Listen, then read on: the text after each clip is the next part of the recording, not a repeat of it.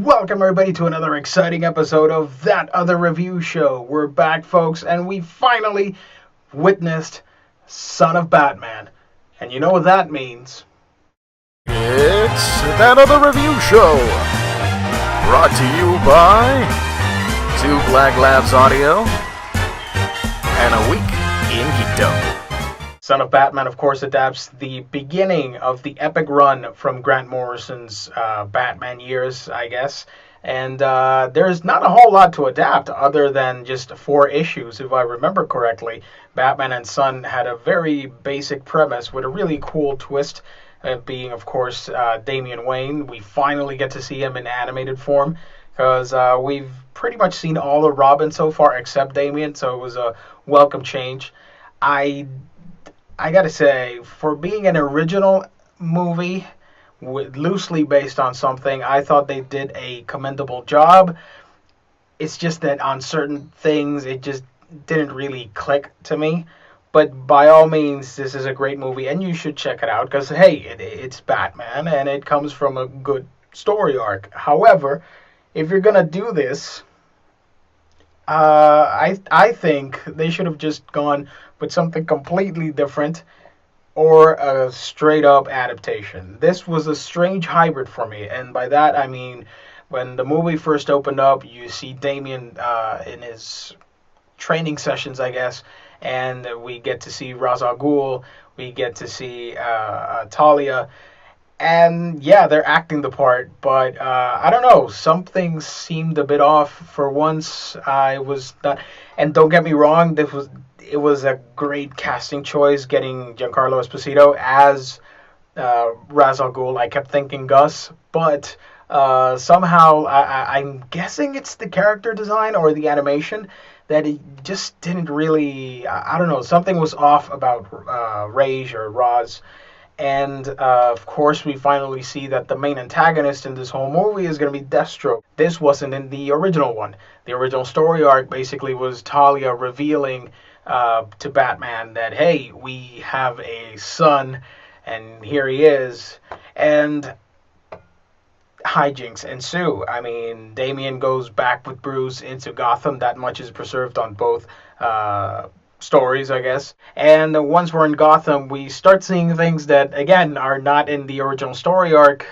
We see Commissioner Gordon, Nightwing, and even Killer Croc. Whatever. It was a good extended fight scene between one of my favorite villains, Killer Croc, and Batman. The actual reveal with Damian, it was actually pretty cool. I like that it is the same continuity as Justice League War. This is like the new DC animated universe. So what better way than get the gang back together? Jason O'Mara doing a pretty good job as Batman. I actually like him. I know that fans will be forever nitpicking each new Batman voice, but I think if we're going to go with a new 52 animated Batman, I guess, or a new DC animated continuity Batman, I think O'Mara fits perfectly. That's just me. The voice acting is actually pretty good. I just had a little bit of issues with certain character designs. Damian, on the other hand, was actually really well made. I enjoyed his tone of voice. I enjoyed his action scenes, his humor. Well, his unintended humor was actually pretty cool. A side note, way back when Justice League War debuted this year, I was pissed off because they took out Aquaman, my favorite DC hero. Fast forward to this movie, and you're switching out my favorite Robin for another one. It's like, Jesus, DC, I mean, they have it against me. Every movie from now on, they'll switch something that I like with something else.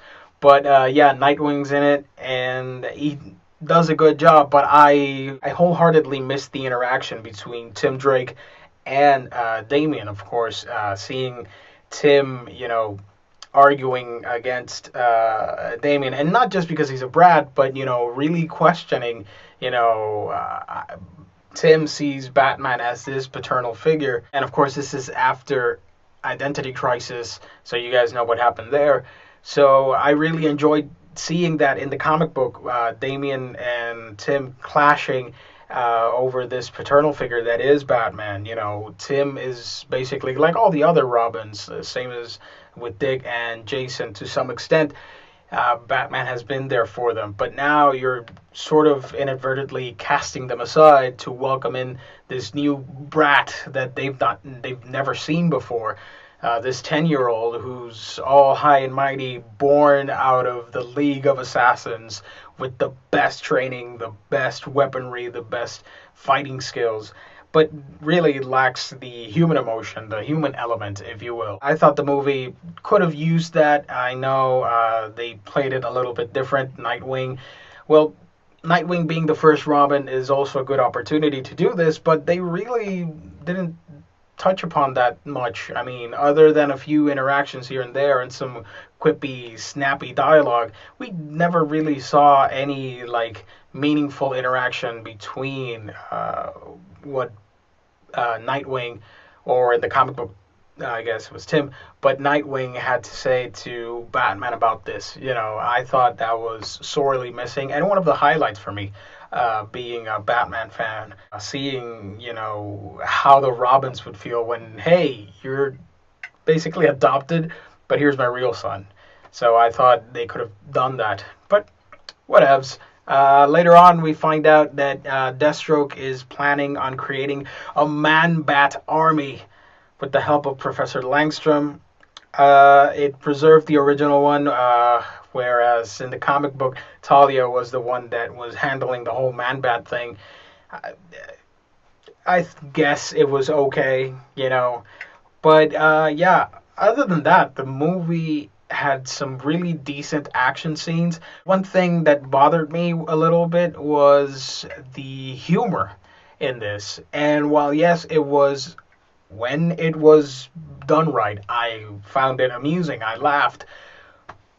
But I wouldn't really, and call me old fashioned, but I wouldn't really have gone that route. I mean, there are a couple jokes here and there, like, for example, here's a good one and here's a bad one. In one of the scenes, Commissioner Gordon finds a telephone number for one of Deathstroke's associates so Batman can go in and investigate. And Bruce asks, what is this? And Gordon says, oh, it's just a regular number for a sex line. But he has to censor himself because Damien's there. So, okay, I get it. That was pretty clever. I like that. That was funny.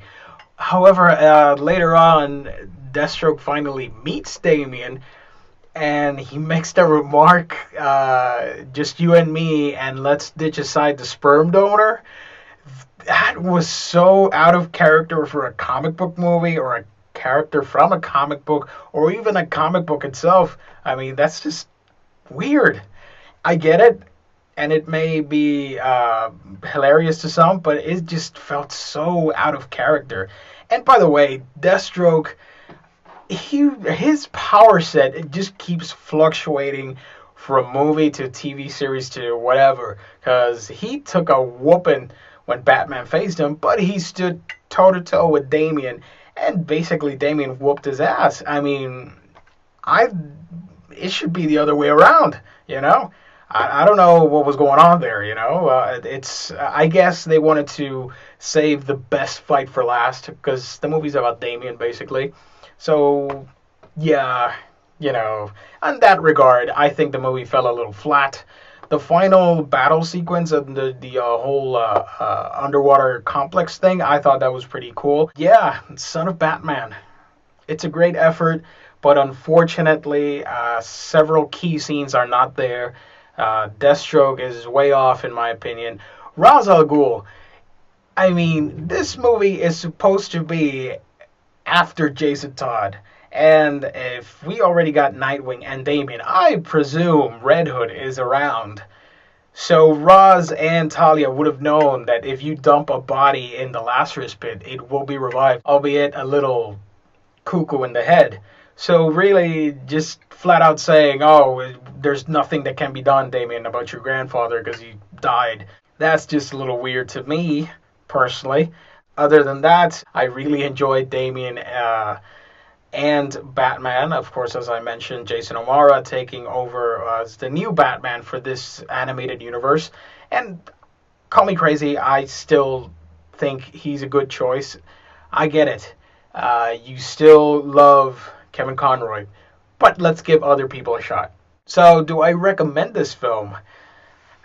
As a completionist, I had to get the Blu-ray because I have almost all the movies except Doomsday because that sucked. Um, as a completionist, then yeah, get it because it has some really cool features as well. You get to see the history behind the League of Assassins and Damian Wayne. Plus, you get a sweet look into Assault on Arkham. But as a standalone DC animated movie, I would rank it really low. And it's been proven, I guess, until now. Like when they do something like an original take on an character like Batman or the Justice League or whatever, it really depends on what the story is. So far, every other DVD has worked because they're adapting something that works already. This time I'm guessing they're trying something new and just expanding the storytelling. I thought it felt a little flat. So, do I recommend it? Yeah, go watch it. If you can stream it on Netflix or get somebody to watch it, then by all means do so. But if you're really committed and you want to try out something different, Son of Batman might just be it for you guys. I gotta say, it's a great addition to the lineup of DC movies. It's just not as great as what was presented earlier. So yeah, folks, Son of Batman, it's an interesting take. What do you guys think? Subscribe to our videos on YouTube, like us on Facebook, follow us on Twitter, Tumblr, Pinterest, Instagram, Vine. The list goes on. Just type A Week in Geekdom in your favorite social media and we'll probably be there. Heck, we're even thinking about twitching now that YouTube is supposedly buying it as of this recording. So, who knows? We're everywhere, folks. But yes, Son of Batman, great movie. I give it, if I had to give it a score, because this is that other review show, if I had to give it anything, it would be a, out of, alright, if that makes any sense. So, folks, for another epic installment of that other review show, I've been your host, Giovanni Menendez, and we will see you later on another review. Remember to subscribe, or you can like and follow us on social media, or just follow us on our main website, that's aweekingeekdom.com. Batarang action!